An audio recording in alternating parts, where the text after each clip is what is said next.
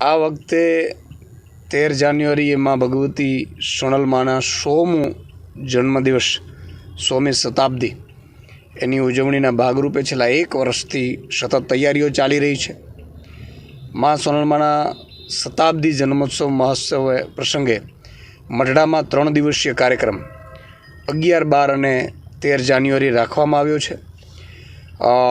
લગભગ બધી જગ્યાએ આ વખતે સોનલ બીજ ઉજવાતી હોય છે। 38 દેશોમાં ઉજવાય છે। સોનલ માતાજીના સેવકો જન્મોત્સવ મનાવે છે, પરંતુ આ વખતે આ 3 દિવસ મઢડામાં કાર્યક્રમ રાખ્યો છે। અગાઉ કોઈ ઉજવણી કરવી હોય તો 10 તારીખે કેવી રીતે કરી શકશે, અને આના ભાગરૂપે 7 તારીખથી મુન્દ્રાથી આખી શોભાયાત્રા 100 ગાડીના કાફલા સાથે નીકળશે। કશ્યપ મહારાજ શાસ્ત્રીની અગવાઈમાં આખું આયોજન છે। સમગ્ર સોનલ માતાજીના સેવકો દ્વારા 100 કાર, 100 ઢોલી, 100 શરણાઈ, માતાજીના 100 જન્મદિવસ છે, એના 100મો જન્મદિવસની એટલે દ્વારકામાં 8 તારીખે ધ્વજારોહણ કાર્યક્રમ છે, ખૂબ સુંદર રીતે છે।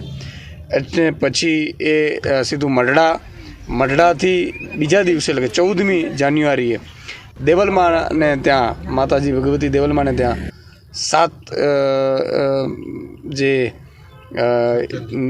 ચંડી યજ્ઞ છે એનું પણ આયોજન છે। એટલે આ 7 દિવસ માતાજીના સેવકો માટે એક અસ્મરણીય રહેશે, સાથે સાથે યાદગાર રહેશે।